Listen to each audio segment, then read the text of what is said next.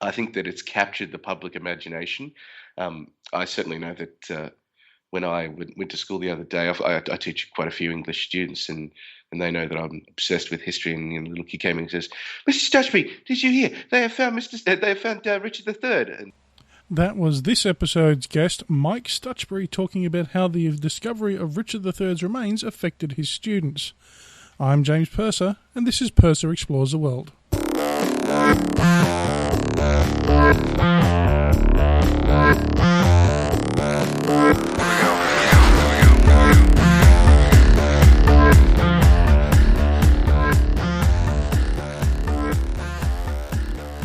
The Purser family has a very eclectic taste when it comes to TV programming.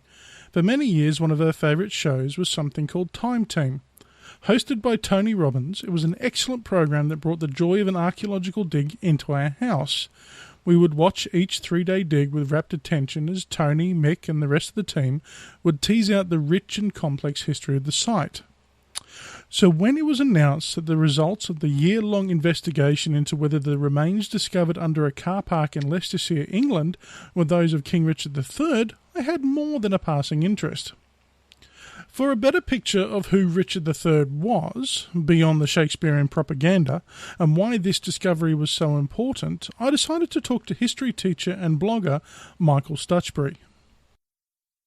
Now, Richard III is one of the more reviled of the British monarchs, but they recently announced, last week in fact, that they've discovered where his remains were.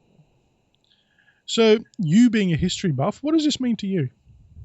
What does it mean to me? Well, it means a couple of things. The first is that it's a triumph for a group of, well, it's a triumph for history. It's a triumph for historiography, the study of history. It's the identification process of the king took about a year, and that involved a couple of different groups working together. There was of course, there was the archaeologists who actually, took him out from under the car park from where they found him, and they had to log everything, log the position of any artifacts that were found around him.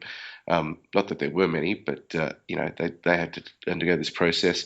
There were geneticists, and there was a search for some of his. He didn't have any children that we could track down through to today, but his sister was used to identify 3 living descendants who they basically used to get a DNA match.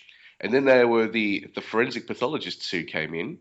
Oh, wait, there's actually one more group after that. There were the forensic pathologists who came in to see what actually happened to him and inspect the wounds and try to work out what killed him. And then there were the genealogists who were working with the geneticists to find the living descendants. So it's all these disciplines, all these academic disciplines coming together and working together and scoring a win. And I think the study of history and the scientific exploration of history really does need a win occasionally. I think that it's captured the public imagination. I certainly know that when I went to school the other day, I teach quite a few English students, and they know that I'm obsessed with history. And the little kid came in and says, "Mr. Stutchbery, did you hear? They have found Richard III." And so I was like, "Wow, what do you know about Richard III?" So we sat down and he started talking about what he knew, and of course he'd heard of Richard III from Shakespeare's play, and we had a long talk. This is what's great about being a teacher. We had a long talk about how the play might not represent the objective truth about him and why that might be, and so it was really good. It was an opportunity for me to promote the study of history and for him to learn a little bit more, and I think that's happening all over the place. As I said, Richard III is one of the more reviled kings in British, which is saying a lot. But Shakespeare is largely the reason for that, isn't he? Yes, he is, because in writing Richard III, which is when he really started to kick off as a writer, up before Richard III, he wasn't the stellar master playwright that we know today.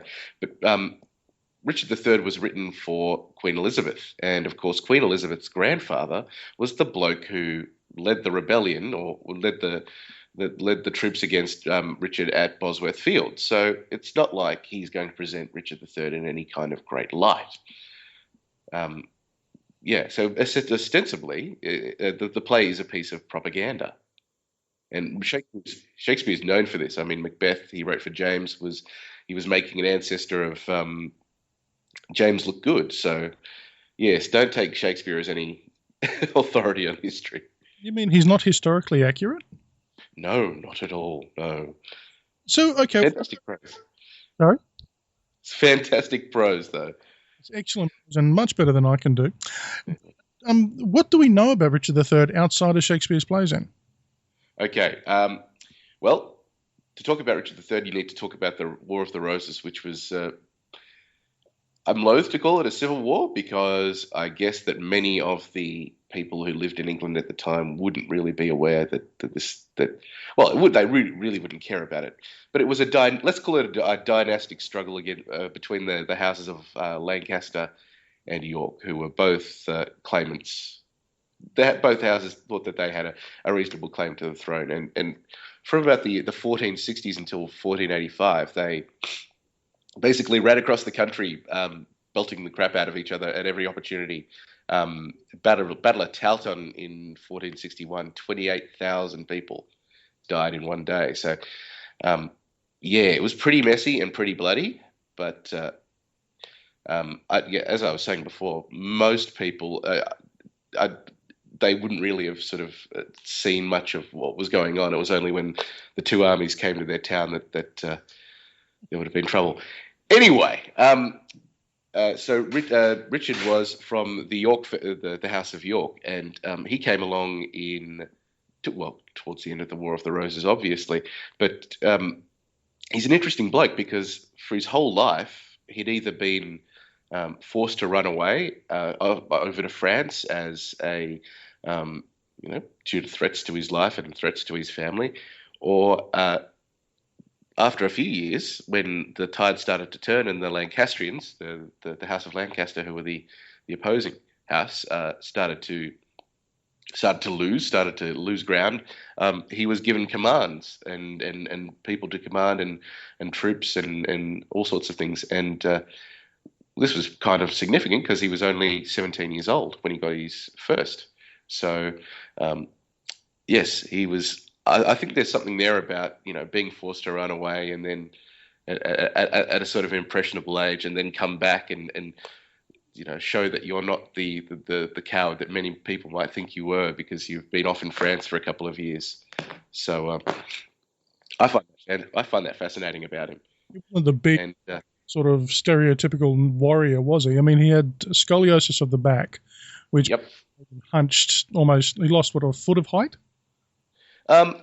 Interesting thing about the scoliosis is that many people assume that he had this hunchback, and yes, scoliosis. No, actually, I can't remember the exact technical term for having a hunchback. But Richard's spine was curved to the side, so he had one shoulder that was considerably higher than the other. Mm-hmm.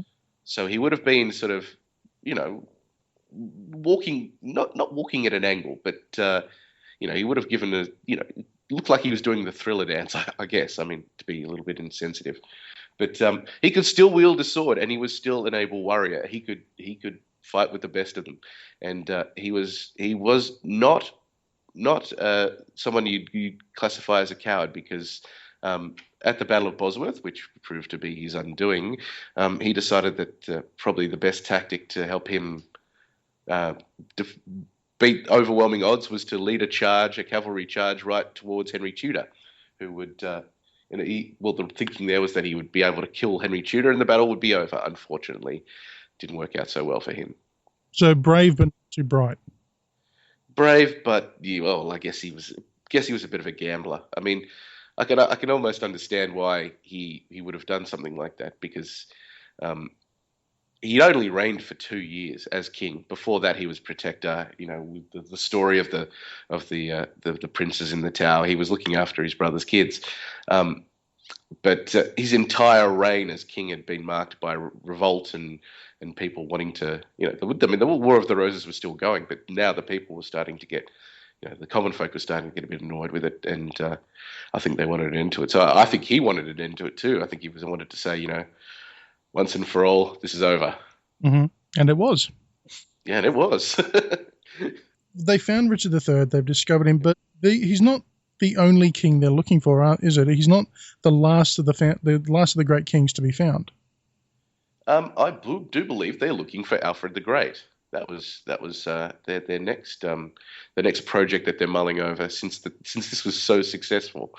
Alfred the Great's name has been thrown around. Personally, I think they should actually go and, not to be disrespectful, but disinter some of the other kings and have a look at and see what made them tick. I mean, I'm leading a one-man campaign for them to dig up Henry VIII and have a look at his. Well, we know what killed him. It was massively overeating, but I think it would be interesting. I think he'd be a very interesting person to look at. But yes, no, Alfred the Great seems to be one of the big candidates to be hunted for. But I'm also a fan of them looking for Queen Boudica, who was a king. Sorry, not a king. Blimey, she was a queen of the Iceni tribe in where Colchester is today in Essex in England, and the Romans came along and basically did some horrible things to her family. So she went and burned Colchester and London to the ground, and the Romans defeated her in battle, and they defeated her forces. She went off and killed herself because she wouldn't let herself be caught alive by the Romans. But the rumor is that under Platform 9 at, I believe it is St Pancras Station, that is where she's supposed to be buried. So I am just waiting for them to announce plans to redevelop St Pancras Station so they can dig her up, and that would be awesome. What is it about history that gets you so fired up? Well, I look around me. I look at all the creature comforts that I have. I'm in a house with a roof, and here in Germany, and it's looks like there's a foot of snow outside, but I'm warm and toasty in here, and I can vote, and I can do all these wonderful things, and I'm not going to die of an infection, hopefully, and I'm going to catch a train today to a medieval town and take pictures and post them on the internet. We have it really good. The thing about history that I love is basically seeing how people, saw a problem, thought, bugger this, I'm not going to deal with this anymore, and came up with a solution. From the sciences to medicine, to politics, even in terms of the arts and the expression of ideas. But I'm not going to lie. I also really, really love the gory bits. I mean, living in Germany now, I can't walk down the street without finding some reference to some battle during the 30 Years' War where something really, really quite awful happened. But you just read it and I'm not going to say I laugh, but you just sort of think, wow, that's insane that this street where, I walk and go and get a kebab on a Friday night was the site of some horrible atrocity in the Middle Ages. Yeah. But you are sitting in what is essentially the crossroads of European history, aren't you? Yes. It's fantastic. So Stuttgart it's had a fairly peaceful history. I mean, it really wasn't damaged or stormed during the 30 Years' War, but every city around it really copped a beating. So, I mean, every weekend I try to get on a train and go somewhere, and most of the towns that I go to, if you look at the fortifications, some of them have bits of city walls. They still have cannon marks in them and bits where bullets, took out bits of masonry. So that's fascinating that it's still so present. And it's strange how one town will be mostly Catholic and another town would be mostly Protestant, and that has continued since the 30 Years' War, and near the twain do meet. It's one of those areas where it's really the scars of history are very, very clear and very apparent. History fascinates me. The world we live in is a direct result of the decisions and actions of those who came before us. By understanding what happened, why it happened, and who did it, we can gain a deeper understanding of our society and ourselves. For instance, the defeat of Richard III ended the War of the Roses, but the rise of the Tudors would lead to the establishment of the Church of England as a separate and independent entity from the Roman Catholic Church, which would bring the horrors of the Protestant-Catholic conflict to the British Isles, which in turn would feed the ferocity of the English Civil War almost 200 years later, as well as fueling a conflict in Ireland that even now is claiming lives. Right, enough history for now.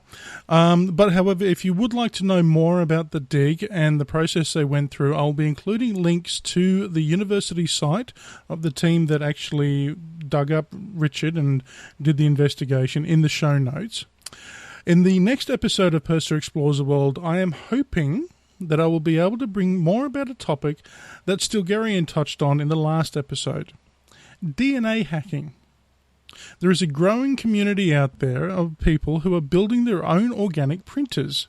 No, there's not printers made out of organic materials. This is printers that actually print cells or print proteins, organic proteins.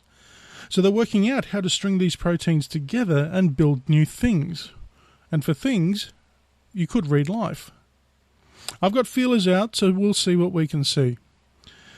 In other Angry Beanie news, For Science shall be returning in the next 2 weeks with Maya and Magdalene. We've got a lot of science news to get through, so it should be good. All right, that's it for another fortnight. I realise this has been a shorter episode, but bear with us.